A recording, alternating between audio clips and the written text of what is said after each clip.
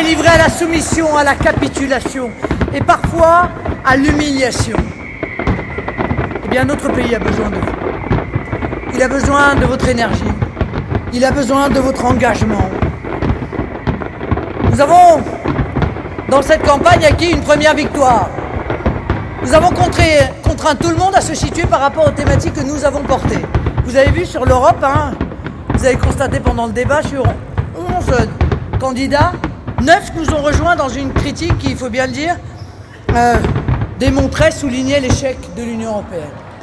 Vous avez remarqué combien les candidats eurolâtres étaient acculés d'ailleurs, dans une piteuse défense à tel point qu'ils n'en ont plus parlé pendant toute la campagne. Sujet évacué. Vous avez remarqué que quelques drapeaux bleu, blanc, rouge ont remplacé les drapeaux rouges. C'est grâce à nous, ça.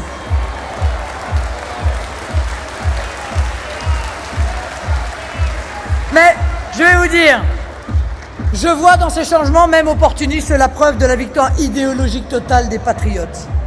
Et c'est votre victoire, mes amis. C'est votre victoire.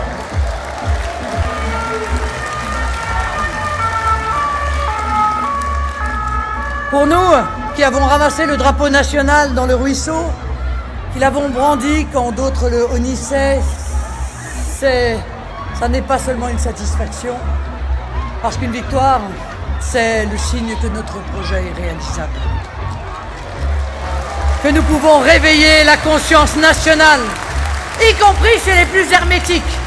Ce drapeau, il était derrière moi, sur TF1 hier, et il resplendissait, d'autant plus qu'il était seul, débarrassé du drapeau de la soumission, cette bannière européiste de la Commission de Bruxelles.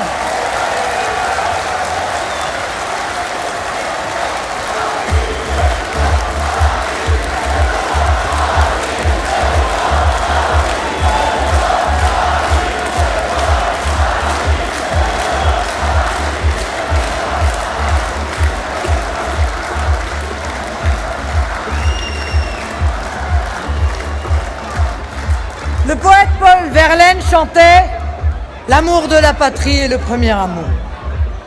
Et le dernier amour après l'amour de Dieu. C'est un feu qui s'allume alors que luit le jour où notre regard luit comme un céleste feu. L'amour de la patrie, le respect du peuple, l'attachement à notre culture, à notre modèle social, ce sont les piliers de mon projet présidentiel. Mes amis, l'épreuve de vérité va arriver. Nous sommes à J-4. J-4. Nous allons tourner le dos à cette gauche qui, sous couvert de progrès et de prospérité, a étendu partout la misère et le désespoir, et à cette droite qui n'a jamais défendu notre identité nationale et notre patrie. Nous allons renvoyer à leurs études ceux qui, malgré leur grand diplôme et visiblement leur peu d'instruction, professent qu'il n'y aurait pas de culture française. Non seulement la culture française existe, mais nous allons à nouveau la faire triompher. Les voix de Rabelais, de La Fontaine, de Molière, de Pascal, de Chateaubriand, de Saint-Jean-Perse, de Bernanos, de Camus et de Prévert ne s'éteindront pas.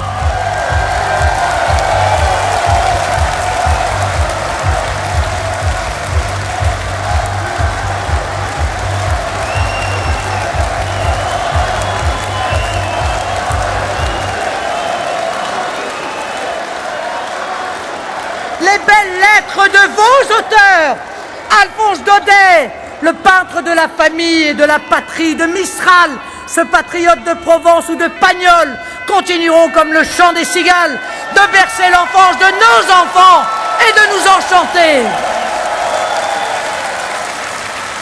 Oui, l'histoire de France existe et c'est l'une des plus belles que la terre ait portée.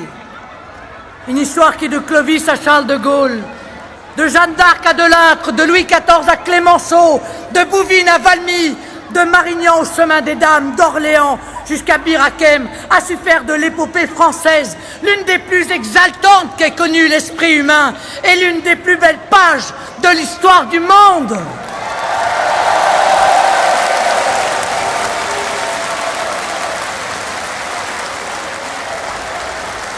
Nous sommes sommes légitimes à ne pas vouloir que notre pays soit réduit à n'être qu'un corridor de passage, un gigantesque hall de gare, ou comme l'écrit Alain Finkielkraut, une auberge espagnole, où la seule identité malheureuse, la seule identité interdite, ce serait l'identité française.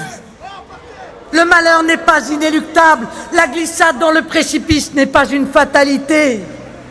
Pour nous, je vous le dis, pour nous, patriotes, le déclin n'est pas une option. Il n'est pas une option, parce que le bonheur des Français est le seul objectif qui vaille. Parce que la grandeur de la France est la seule voie possible. Parce que nos libertés collectives et individuelles en dépendent. Je vous propose de reprendre la barre de notre destin dans une France juste et fière, dans une France souveraine et puissante, dans une France à nouveau réunie et sûre d'elle-même. Et pour cela, j'ai besoin de vous.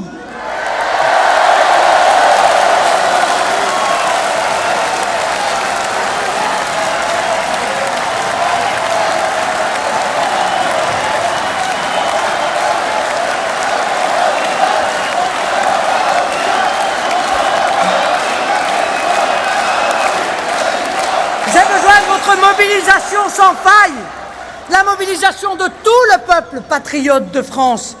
Que dimanche, aucune voix ne manque, qu'aucun patriote ne manque à l'appel et qu'aucun ne s'égare dans une improbable stratégie électorale.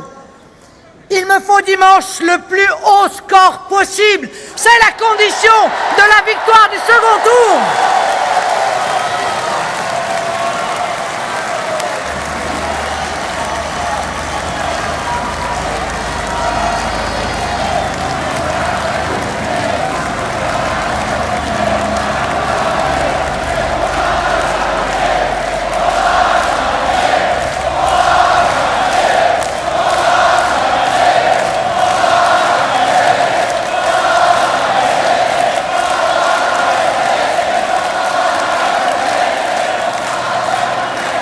Alors, pas d'abstention, pas de dispersion non plus. Tous au rendez-vous. Le plus beau de tous les livres est le pays où l'on habite, écrivait Mistral. C'est ce chapitre de notre belle histoire que je vous propose d'écrire tous ensemble. Ici plus qu'ailleurs, nous proclamons avec notre belle Marseillaise: allons enfants de la patrie, le jour de gloire va arriver.